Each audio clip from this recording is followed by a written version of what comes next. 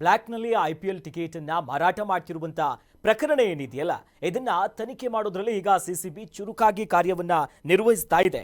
ಬಂಧಿತ ಆರೋಪಿ ಚಂದ್ರಶೇಖರ್ ಕೆಎಸ್ಸಿ ಸದಸ್ಯ ಗಣೇಶ ಹರಿಕೇಶ್ ಹೆಸರನ್ನ ಬಾಯ್ಬಿಟ್ಟಿದ್ದಾನೆ. ಜೊತೆಯಲ್ಲಿ ಹೀಗಾಗಿ ಗಣೇಶ್ ವಿಚಾರಣೆ ನಡೀತಾ ಇದ್ದು, ಆದರೆ ಗಣೇಶ್ ನನಗೂ ಇದಕ್ಕೂ ಸಂಬಂಧವೇ ಇಲ್ಲ ಅಂತಿದ್ದಾರೆ. ಅಂದ್ರೆ ಸುಮಾರು 181ಕ್ಕೂ ಹೆಚ್ಚು ಟಿಕೆಟು, ಸುಮಾರು 17 ಲಕ್ಷಕ್ಕೂ ಹೆಚ್ಚು ಮತವನ್ನ ಪಡ್ಕೊಂಡಿದ್ದಾರೆ ಎನ್ನುವಂಥ ವಿಚಾರಗಳಿದೆ. ಈ ಬಾರಿಯಾದ್ರೂ ಒಂದ್ಸಲಾದ್ರೂ ಈ ವಿಚಾರವನ್ನು ಸರಿಯಾಗಿ ಇವ್ರು ನಿರ್ವಹಿಸ್ತಾರೆ ಕೇಳಿದ್ರದಿಲ್ಲ. ಶಾಸಕರೆಲ್ಲ ಅವ್ರವ್ರಿಗೆ ಟಿಕೆಟ್ ಬೇಕು ಅಂತ ಸದನದಲ್ಲಿ ಚರ್ಚೆ ಮಾಡ್ತಿದ್ದಾರೆ. ಇಲ್ಲಿ ನೋಡಿದ್ರೆ ಇಂಥ ಅವ್ಯವಹಾರಗಳಾಗ್ತಿದೆ. ಈಗ IPL ಅನ್ನೋ ಒಂದು ಹುಚ್ಚು ಅದು ಹೆಂಗೆ ಅಡ್ಡಕಸುಬಿಗಳಿಗೆ ದಾರಿ ಮಾಡಿಕೊಟ್ಟಿದೆ ಅಂತಂದ್ರೆ, ಜೂಜುಕೋರರಿಗೆ ಇದಕ್ಕಿಂತ ಮತ್ತೊಂದು ಅಡ್ಡೆ ಇಲ್ವೇನೋ ಅನ್ನುವಂಥ ನಿಟ್ಟಲ್ಲಿ IPL ಬಂದು ಕೂತಿರುವಂಥದ್ದು. ಮನೋರಂಜನೆಯ ಜೊತೆಗೆ ಒಂದಷ್ಟು ಮನೆಗೆ ಕೊಳ್ಳಿ ಇಟ್ಟಿರೋ ಆಟ ಏನಾದ್ರೂ ಇದ್ರೆ ಅದು IPL. ಹೌದು, ಒಂದಷ್ಟು ಮನೆಗಳಿಗೆ ಕೊಳ್ಳಿ ಇಟ್ಬಿಟ್ಟಿದೆ.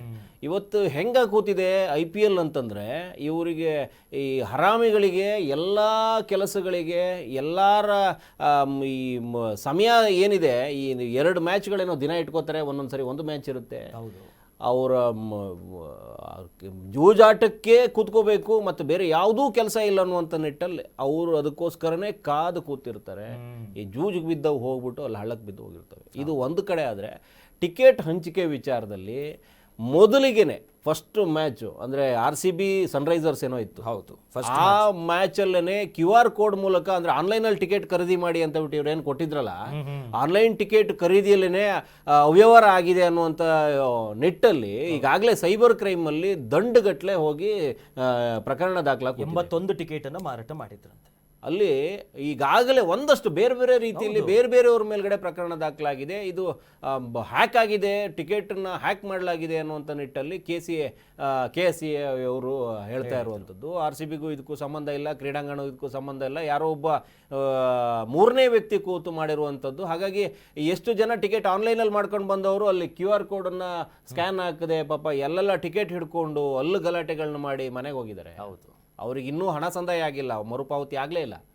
ಒಂದಷ್ಟು ಜನ ಇವತ್ತಿಗೂ ಇದ್ದಾರೆ, ಮರುಪಾವತಿ ಆಗಲೇ ಇಲ್ಲ. ಹೌದು, ಆ ನಿಟ್ಟಲ್ಲಿ ಇವರು ಯಾರೋ ಒಬ್ಬ ಇನ್ನೊಂದು ಈಗ 2 ಲಕ್ನೋ ಮತ್ತು ಈ ಯಾವುದು KKR ಮುಂದೆ RCB ಮ್ಯಾಚ್ ಇದ್ದಾಗ ಇವನ್ ಚಂದ್ರಶೇಖರ್ ಅನ್ನೋ ಯಾರೋ ಒಬ್ಬ ತಗಲಾಕೊಂಡಿದ್ದಾನೆ. ಈಗ ಒಳಗಡೆ ಕ್ಯಾಂಟೀನಲ್ಲಿ ಏನೋ ಕೆಲಸ ಮಾಡ್ತಾ ಇದ್ದಂತೆ, ಲಕ್ಷ್ಮಿ ಕ್ಯಾಂಟೀನ್ ಯಾವುದೋ ಒಂದು ಕ್ಯಾಂಟೀನಲ್ಲಿ ಕೆಲಸ ಮಾಡ್ಕೊಂಡಿದ್ದಂತೆ ಒಳಗಡೆ. ಸೊ ಅವನಿಗೆ ಒಂದು 100 ಚಿಲ್ಲರೆ ಟಿಕೆಟ್ಗಳನ್ನು ಈ ಗಣೇಶ್ ಹರಿಕೇಶ್ ನೀಡಿದ್ದ ಅನ್ನುವಂಥದ್ದು. ಅಂದರೆ ಅವನನ್ನು ಕರ್ಕೊಂಡು ಹೋಗಿ ಬಿಸಿ ಮುಟ್ಟಿಸಿದಾಗ ಅವನು ಬಾಯಿ ಬಿಟ್ಟಿರೋ ಹೆಸರು ಗಣೇಶ್ ಹರಿಕೇಶ್ ಅಂತೇಳಿ. ಇವನು ಯಾರು? KSCA ಸದಸ್ಯ. ಆತನಿಗೆ ಅಲ್ಲಿಂದ ಟಿಕೆಟ್ನ ತಗೊಂಡು ಇವ್ರ ಹತ್ರ ಕೊಟ್ಟು 15ರಿಂದ 19, 20 ಸಾವಿರಕ್ಕೆಲ್ಲ ಹೆಚ್ಚುವರಿ ಮಾರಾಟ ಮಾಡುವಂತ ಬಿಟ್ಟು ಕೊಟ್ಟಿದ್ರು ಅಂತ ಬಿಟ್ಟು ಅವ್ನು ಬಾಯಿ ಬಿಟ್ಟರು. ಗಣೇಶ್ ಏನು ಹೇಳ್ತಾ ಇದ್ದಾರೆ, ನನಗೂ ಅದಕ್ಕೂ ಸಂಬಂಧ ಇಲ್ಲ ಅನ್ನೋಂಥ ನಿಟ್ಟಲ್ಲೇ ಮಾತಾಡ್ತೀವಿ. ಯಾರು ಒಬ್ರು ಕೂಡ ಆರೋಪಿತ ಸ್ಥಾನದಲ್ಲಿ ನಿಂತ್ಕೊಂಡಿರೋ ನಾನೇ ಸ್ವಾಮಿ ಅಂತ ಹೇಳಿದ ಇತಿಹಾಸ ಇಲ್ವೇ ಇಲ್ಲ, ಅದು ಹೇಳೋದೇ ಇಲ್ಲ. ಅವರು ಆರೋಪ ಬಂದಿದೆ, ಈಗ ಮೇಲ್ನೋಟಕ್ಕೆ ಏನು ಹೇಳಬೇಕು ಅದನ್ನು ಮಾತ್ರ ಹೇಳ್ಬಿಟ್ಟು ಕೂತ್ಕೊಂಡಿದ್ದಾನೆ ಮನುಷ್ಯ.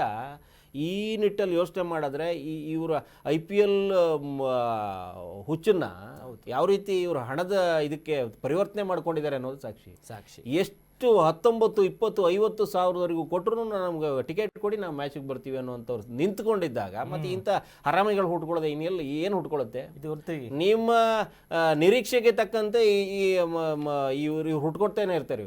ಇವತ್ತು ಗಣೇಶ್ ಹರಿಕೇಶ್ ಅಂತವ್ರು ಒಳಗಡೆ ಇದ್ಬಿಟ್ಟು ಏನು ಮಾಡಿದ್ದಾರೆ, ಇದು ಇವತ್ತು ಬೆಳಕಿಗೆ ಬಂದಿರೋ ಪ್ರಕರಣ ಅಷ್ಟೇ. ಪ್ರತಿ ಬಾರಿಯೂ ಇದು ನಡೀತಾನೆ ಇರುತ್ತೆ, ನಿತ್ಯ ನಿರಂತರ. ಇದು ನೀವು ಬಿಸಿ ಮುಡಿಸೋದಕ್ಕಾದ್ರೆ ಮೇಲಿಂದನೇ ಬರಬೇಕು. ಮೊದಲು ಏನು QR ಕೋಡಲ್ಲಿ ಸ್ಕ್ಯಾನ್ ಮಾಡಿದಾಗ ಬರ್ಲಿಲ್ವಲ್ಲ, ಆ ಹ್ಯಾಕರ್ನು ಹಿಡ್ಕೊಂಡು ಬಂದು ಕೂತ್ಕೋಬಹುದು. ಇವ್ರು ಆ ನಿಟ್ಟಲ್ಲಿ ಕ್ರಮನೇ ತಗೊಳ್ಳೋದಿಲ್ವೋ, ಅಥವಾ ಈ ಬಂದಿರುವಂಥ ಇವರು ಒಂದಿಬ್ಬರು ಮೇಲ್ಗಡೆ 100 ಟಿಕೆಟ್ ಅಲ್ಲ, ಯಾವ ಸೀಮೆಗೆ ಇವರೆಲ್ಲ ಸಾವಿರಾರು ಗಟ್ಟಲೆ ಟಿಕೆಟ್ ಮಾಡ್ತಿರುವಂಥದ್ದಕ್ಕೆ 100, 180 ಟಿಕೆಟ್ನೆಲ್ಲ ತೋರಿಸ್ತಾ ಇದ್ದಾರೆ. 17-20 ಲಕ್ಷ ಇವರಿಗೆಲ್ಲ ಲೆಕ್ಕನೇ ಇಲ್ಲ. ಬಟ್ ಇವರೊಬ್ಬರನ್ನ ಸುಮ್ಮನೆ ತುಪ್ಪ ಸವರ್ತಾ ಇದ್ದಾರೆ ಅಷ್ಟೇ. ಬಟ್ ದೊಡ್ಡ ಮಟ್ಟದಲ್ಲಿ ವಿಚಾರಣೆ ಆಗಬೇಕು. ಈ ಕಳೆದ ಬಾರಿ ಈ 11 ಜನ ಕಾಲ್ತುಳಿತದಲ್ಲಿ ಸಾವಿಗೀಡಾದ್ರು. ಅವ್ರಿಗೆಲ್ಲ ಏನಂದ್ರೆ ಇದೇ ಸ್ಥಳಾವಕಾಶ, ಅಲ್ಲಿ ಅವರಿಗೆ ಹುಚ್ಚು, ಒಳಗಡೆ ಹೋಗ್ಬೇಕು, ಇವ್ರನ್ನ ನೋಡಬೇಕು, ನಾಯಕರನ್ನ ನೋಡಬೇಕು ಅನ್ನೋಂಥ ಹುಚ್ಚು ಹಪಾಹಪಿಲಿ ಬಿದ್ದು ಸತ್ತವರು. ಇವತ್ತು ಹಣ ಎಷ್ಟೇ ಆಗಲಿ ನಂಗೆ ಟಿಕೆಟ್ ಕೊಡಿ, ನಾನು ಮ್ಯಾಚ್ ನೋಡಬೇಕು ಅನ್ನುವಂಥವ್ರು ಇವ್ರ ಮಧ್ಯದಲ್ಲಿ ಬೇಳೆ ಬೇಯಿಸ್ಕೊಳ್ಳೋದಕ್ಕೆ ಇಂಥವು. ಈ ನಿಟ್ಟಲ್ಲಿ ಸುಮಾರು ವಿಚಾರಣೆ ಅಂತ ತುಂಬ ದೊಡ್ಡ ಮಟ್ಟಕ್ಕೆ ಹೋದರೆ ಎಲ್ಲೋ ಒಂದು ಕಡೆ ಮತ್ತೊಂದಷ್ಟು ಕಾಳಸಂತೆಯ ಕರಾಳ ಮುಖಗಳು ಬಯಲಾಗುವ ಸಾಧ್ಯತೆ ಹೆಚ್ಚಿದೆ. ಕರ್ನಾಟಕ ನ್ಯೂಸ್ ಬೀಟ್ ಫಾಲೋ ಮಾಡಿ, ಸಬ್ಸ್ಕ್ರೈಬ್ ಮಾಡಿ.